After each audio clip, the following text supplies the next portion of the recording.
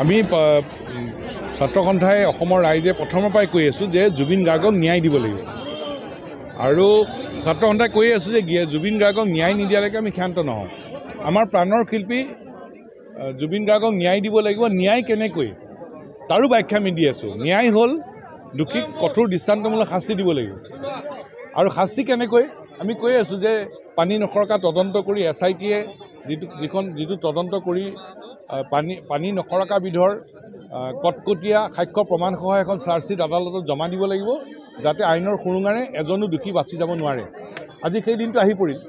আজি SITয়ে চাৰ্জশ্বিট আদালতত জমা দিছে আৰু আমি চাৰ্জশ্বিট দেখা নাই, কিন্তু আমি অসমৰ ৰাইজ আৰু ছাত্ৰ সন্থাই এইটোৱে আমি আশা কৰিছোঁ যে SITয়ে তদন্ত কৰি সাক্ষ্য প্ৰমাণসহ এখন শক্তিশালী কটকটীয়া চাৰ্জশ্বিট আদালতত জমা দিছে, যাৰ জৰিয়তে আইনৰ সুৰুঙাৰে যাতে এজনো দোষী যাতে সাৰি যাব নোৱাৰে। সেইটো হ'ল মূল বিষয়।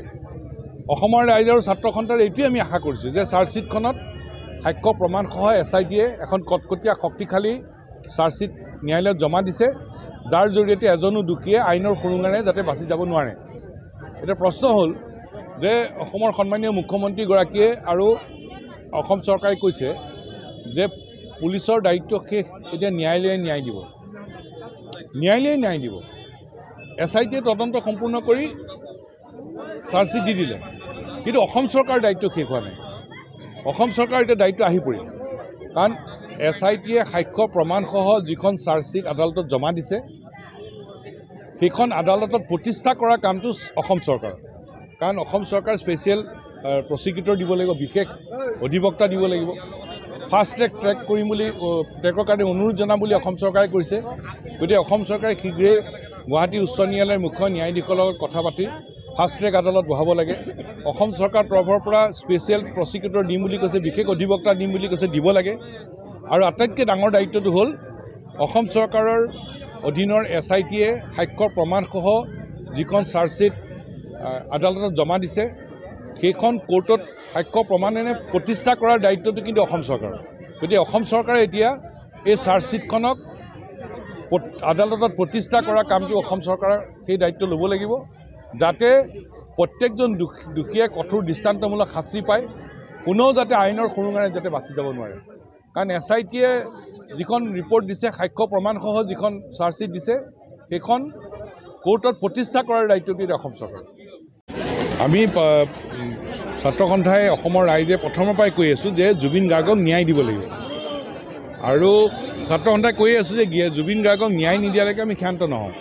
আমাৰ প্ৰাণৰ শিল্পী জুবিন গাৰ্গক ন্যায় দিব লাগিব। ন্যায় কেনেকৈ তাৰো ব্যাখ্যা আমি দি আছোঁ। ন্যায় হ'ল দোষীক কঠোৰ দৃষ্টান্তমূলক শাস্তি দিব লাগিব আৰু শাস্তি কেনেকৈ আমি কৈ আছোঁ যে পানী নখৰকা তদন্ত কৰি SITয়ে যিটো তদন্ত কৰি পানী নখৰকা বিধৰ কটকটীয়া সাক্ষ্য প্ৰমাণসহ এখন চাৰ্জশ্বিট আদালতত জমা দিব লাগিব, যাতে আইনৰ সুৰুঙাৰে এজনো দোষী বাচি যাব নোৱাৰে। আজি সেই দিনটো আহি পৰিল।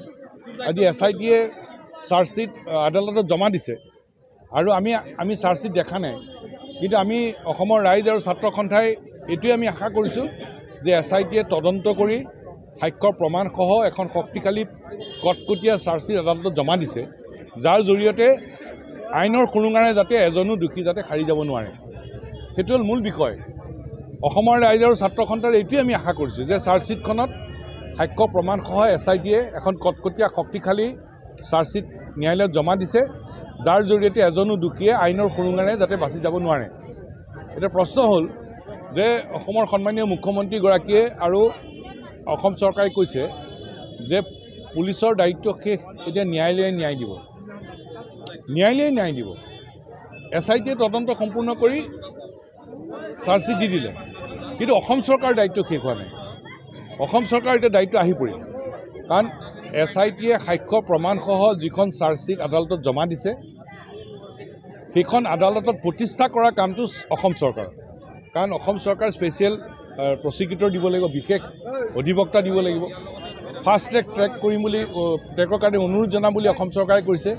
গতিকে অসম চৰকাৰে শীঘ্ৰেই গুৱাহাটী উচ্চ ন্যায়ালয়ৰ মুখ্য ন্যায়াধীশৰ লগত কথা পাতি ফাষ্ট ট্ৰেক আদালত বহাব লাগে। অসম চৰকাৰৰ তৰফৰ পৰা স্পেচিয়েল প্ৰচিকিউটৰ দিম বুলি কৈছে, বিশেষ অধিবক্তা দিম বুলি কৈছে, দিব লাগে। আৰু আটাইতকৈ ডাঙৰ দায়িত্বটো হ'ল অসম চৰকাৰৰ অধীনৰ SITয়ে সাক্ষ্য প্ৰমাণসহ যিখন চাৰ্জশ্বিট আদালতত জমা দিছে সেইখন কোৰ্টত সাক্ষ্য প্ৰমাণেৰে প্ৰতিষ্ঠা কৰাৰ দায়িত্বটো কিন্তু অসম চৰকাৰৰ। গতিকে অসম চৰকাৰে এতিয়া এই চাৰ্জশ্বিটখনক আদালতত প্ৰতিষ্ঠা কৰা কামটো অসম চৰকাৰৰ সেই দায়িত্ব ল'ব লাগিব, যাতে প্ৰত্যেকজন দুখীয়াই কঠোৰ দৃষ্টান্তমূলক শাস্তি পায়, কোনেও যাতে আইনৰ সুৰুঙাৰে যাতে বাচি যাব নোৱাৰে। কাৰণ SITয়ে যিখন ৰিপৰ্ট দিছে, সাক্ষ্য প্ৰমাণসহ যিখন চাৰ্জশ্বিট দিছে, সেইখন কোৰ্টত প্ৰতিষ্ঠা কৰাৰ দায়িত্বটো এতিয়া অসম চৰকাৰ।